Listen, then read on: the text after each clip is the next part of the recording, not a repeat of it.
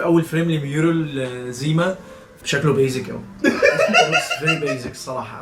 هو حتى كل الرسومات اللي رسمها في باك جراوند شكلها عادي يعني. الكلام ده على ديفيانت ارت بالظبط. والله هتلاقي حاجات ليها معنى اكتر. ديفيانت انت بس جت جوجل سيرش كول انا مش عارف يعني كل سولار سيستمز كل اي تلاقي الدنيا دي.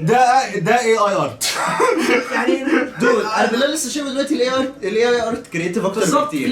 هيبقى في تعب اكتر. حاسس ما بيتعبوش نفسهم وما بينتجوا الموضوع ده اللي هو اول وهي بتقول بعد كده it was brilliant او whatever undoubtedly brilliant او that undoubtedly brilliant that looks basic بس قشطه يعني. ردا على ان بيتقال لنا ان في ارت بريليانت وهو شكله بيزك جدا. في حاجه حصلت مع ميوزيكال اسمها الكسندر هامilton شبه كده قوي، ان يتقال لك ان هي بريليانت وهي مش شرط تكون بريليانت خالص. انا من الناس اللي سمعت هامilton واتفرجت عليها وعجبتها الصراحه، بس برضو من الناس اللي شايفه ان رده الفعل عليها كانت هايب قوي زياده عن اللزوم، وان الموضوع كان بيسك عن كده بكتير. بس الميديا كلاس، الناس اللي شغلانتها ان هي تكونسوم ميديا وتعلق عليها، كلها كانت مجمعه ان ده شيء مبهر. ساعات في حاجات بتتعمل بتبقى للناس دي بس، زي ما النيردز بتخدم عليهم في افلام الكوميكس والكلام ده كله، ممكن طبقه الميديا بتاعتك يتخدم عليها عادي. دي حاجه انت بتربي وسطهم يعني بالظبط. هي معموله من الناس القويه. مقارنه باللي احنا شفناه اللي احنا شايفينه لسه زي ما رسمه دوت، انا ما بحطهاش ديسكتوب يعني. اللذيذ والله. انا ممكن احطها ديسكتوب لو انا عندي 10 سنين ولسه بادئ اكتشف هذا ده ارت.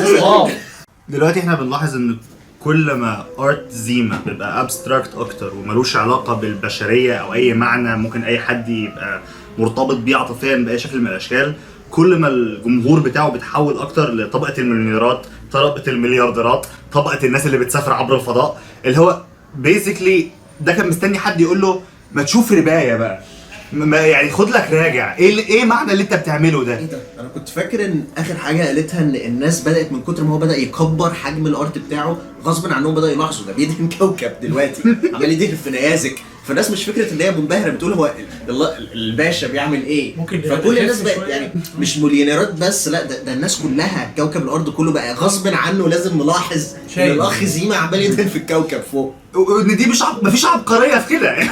بس معاك الريسورس انك تعمل كده. انا مستني العبقريه في الاخر، انا مش هحكم غير في الاخر. تمام. تخيل تدولج كل الكوزموس وبعد كده في الاخر كله هيرسموا لون ازرق. ميك سنس؟ لا خالص بتتها. مش هي دي لب الفكره، ان انت كل ما يبقى عندك ريسورسز، كل ما تعلى نجاح فني، كل ما تنعزل وتتعزل عن البشريه اكتر، كل ما تفقد المعنى اكتر، وكل ما تقعد تدور عليه في اماكن عمرك ما هتلاقي فيها معنى. عنده كل شيء يقدر يعمل اللي هو عايزه بالظبط، وعمال يدور على طريقه يعبر بيها عن المعنى اللي جواه. قفل واحد؟ لا هو ما لقاهوش، هو ما ينفعش يلاقيه الا في الناس. لو كان لقاه كان بطل يعمل اللي بيعمله في نفسه، كانش كل شويه عمال يعلي. هو اللي محتاج يفهمه ان التعليم مش هتوصله، هو كان محتاج يرجع للبني ادمين، اقعد وسط مخاليق ربنا. المعنى ابسط من كده بكتير. هو بالظبط، لدرجه ان هو انا جسمي ما عادش ينفع. طب هو ايه المعنى اساسا؟ لا لازم اشوف الكون يا باشا، شوف اللي حواليك. الكون موجود في اللي حواليك، البشريه هي اللي فيها الكون. ان البشريه عماله تتفرج وعماله تعلي منه، تقول الله عمال يعلى ان شاء الله الروح بتكبر نفس اللون بس انت بتشدها. بالظبط، محدش باصص بيقول ايه الهبل ده. زيما بلو بيفكرني انا بمين بقى، وخصوصا الكلام ده سبب باسل مؤخرا ان هو خلاني الاحظ البني ادم ده قوي. في واحد كده ما بيعملش فيلم الا كل مثلا 200 سنه، وكل ما يعمل فيلم يبقى انجح فيلم في التاريخ. حبيبنا دلوقتي جيمس كاميرون. جيمس كاميرون المفروض لو كان بمنطق الرأسمالية الطبيعي كان يبقى هو زيما بلو في نفسه وعمال يتعزل. هو نجح ان هو يلبي كل طلباته. انا عايز اعمل تايتانيك كمركبه واغرقها، حاضر. عايز اعمل سب مارين بتنزل في اعماق المحيط، حاضر. عايز اعمل 4 أجزاء 10 سنين، حاضر. ومع ذلك افلامه كلها عن البني ادمين، عن المشاكل اللي بتقابلنا في قلب المدعكه. فيعني اللي هو ايه، زيما بلو انت كنت محتاج تبقى جيمس كاميرون في نفسك مش اكتر. ايه ده حتى عشان اخر فيلم ويف ووتر تحس زيما بلو لايق قوي على جيمس كاميرون، اللي هو المفروض اسمه زيما بلو دلوقتي. كود نيم جيمس كاميرون زيما بلو. كل شويه بيتحول للمحيط. ايوه بدأ بالتايتانيك. What's my purpose? You clean poop. Oh my god.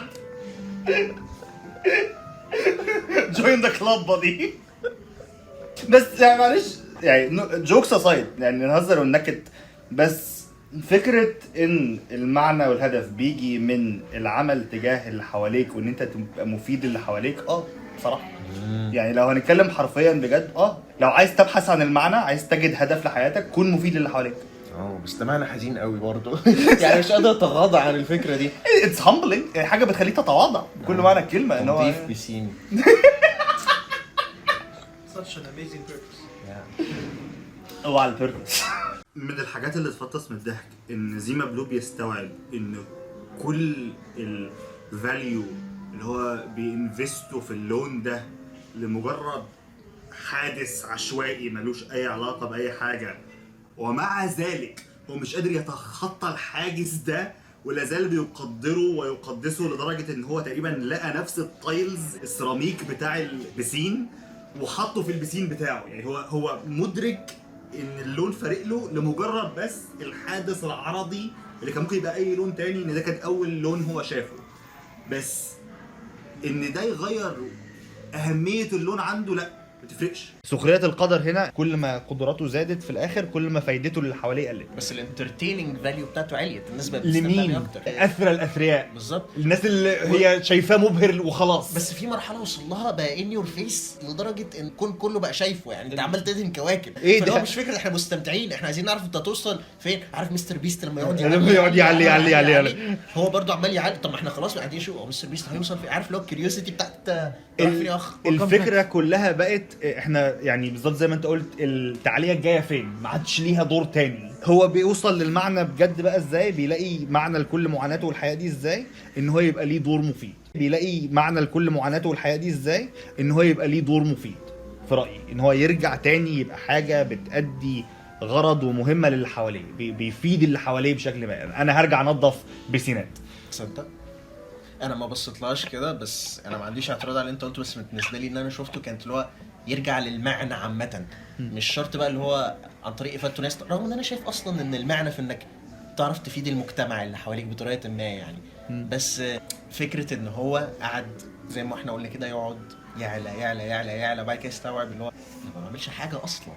الكلام ده كله فراغ. ترجع تاني من مكان ما بدات. جيب نفس السيراميك بتاع البسين وتقول انا هرجع انضفه تاني وكده انا 10 على 10 مش عايز حاجه من حياتي تاني غير ده. الحمد لله اهم حاجه الرضا. ده كان بالنسبه لي اجمل حاجه، فكره اللي هو return to meaning، العوده الى المعنى. يعني هو احلى حاجه في لاف ديس ان روبوت بشكل عام ان احنا هنبص لنفس الحاجه وانت هتفهم حاجه وانا هفهم حاجه. مش معنى ان doesn't convey the same meaning، حتى لو المينينج اللي انت وصلك ديب فول قوي او امباكت فول قوي، فهو هيبقى بالنسبه لك ان انت كده بالنسبه لي انت انسان احسن او انسان بتحس اكتر او بتفهم اكتر. بس فكره ان انت عادي الموضوع ما قعدش معاك، الموضوع ما انت ما فهمتوش، وده طبيعي بتحصل اي حد. ناس ممكن حد حاجه تبقى in your face او لا هي بتقول لك كده فعلا وانت مش فاهم انا هعمل لك ايه. طيب تمام انت بتقول انها بتقول كده. على سبيل المثال لو انت تسمع اغنيه وحد جاي لك والاغنيه دي عباره عن انسترومنتال، يعني مفيش اي نوع من انواع الليركس، مفيش اي، والتايتل بتاعها انتايتل يعني مالهاش تايتل اصلا، وحد جاي لك انا لما سمعت الاغنيه دي حسيت ان انا عايز اتحب، وانت سمعت الاغنيه دي ما حسيتش باي حاجه او لا عادي، وقاعد بتقول له انا ما حسيتش عادي يعني الاغنيه لذيذه بس ما حسيتش، فهو يقعد يقول لك لا هي دي معناها انت عرفت ليه ده معناها كده. هو subjective experience. It's a very subjective experience. قبل ما ابقى اعرف ان في حاجه اسمها ليركس كنت بحب قوي ان انا ما بقاش عارف هو بيقول ايه بالظبط، في ساعات كنت بفهم الكلام على مزري دي. فانا دي كانت امتع مرحله في حياتي. انا بكونفي ماي اون مينينج او يعني انا مبسوط، انا بحط المعنى اللي انا عايزه، المعنى بيجي من جوايا بالظبط. بيزيكلي ده اللي بيحصل لو انت سمعت اغنيه بالهندي مثلا. ايوه كده هتسمع خيال يا جماعه. سيجار روس انت بتسمع اغنيه ايسلندي انت بتسمع ايه يا عم؟ بسمع اللي انا عايزه. هو مش كل اغانيهم كلام لا ايسلندي، واغانيهم اصلا جبرش، في منهم كتير هم بيقولوا بجد والله مش عارف. هو في البوم كامل نصه كده، انت ممكن تجوجل انت حاسس بحاجه يا عم حاسس بلاش انا مبسوط كده، انا مبسوط. انا ما اعرفش بتقول ايه، وحد يقول لك يا حواس انت بتتكلم عن الوحده وانت قاعد مبسوط قوي. على فكره انا شايف ان ده في قلب الحلقه، ان هو كان متخيل ان اللون ده ليه معنى في الكون واكتشف ان اللون ده ليه معنى بالنسبه له هو بس. that's a very good point. ان هو اكتشافه في الاخر هي ملهاش علاقه باللون، هي ليها علاقه بيا. في الاخر ظبطها يعني ظبطها ازاي؟ هو ظبطها بالنسبه لنفسه بس ان هو يخلي اقوى شو ليه ان هو بيعود تاني ان هو يرجع بقى صغير. ده كان بيقول للناس والله كل اللي انا عملته ده انا ضيعت بيه وقتكم. لا وفي حته اهم بيقول لك كل الاثرياء اللي طلعوا بيه السما انتوا بتشتغلوا نفسكم، اللون طلع ملوش اي معنى، انتوا كنتوا هتوصلوا لحاجه اللي هتوصلوا له في الاخر انه المفروض تنظفوا البسين. كلكم المفروض تنظفوا البسين. كل اللي انتوا كنتوا موهومين بيه ده كان واحد معجب باللون اللي كان بيشوفه قدامه بينظف البسين، مفيش اي معنى تاني. روحوا حبوا على ايدين كل البول بويز اللي عندكم في الفيلم. حاجه برضو واحد يقولها اعترافا بالحق، انا اول مره شفتها غير تاني مره شفتها خالص. انا اول مره شفتها قالوا ايه ايوه ماشي يعني انت ازرق تمام اوكي تمام. بجد والله اول مره كانتش واصله لي الافكار دي تقريبا. ما بين اول مره وتاني مره انا تعرضت لحاجات خلتني الاحظ الحاجات دي. الاول انا كنت شايفه بس مجرد ارتست بيشتغل نفسه، في الاخر طلعت لا طلع عنده حق. البول طلع دين. طلع ايوه ايوه فرمتس ايوه يا رب ما اضربش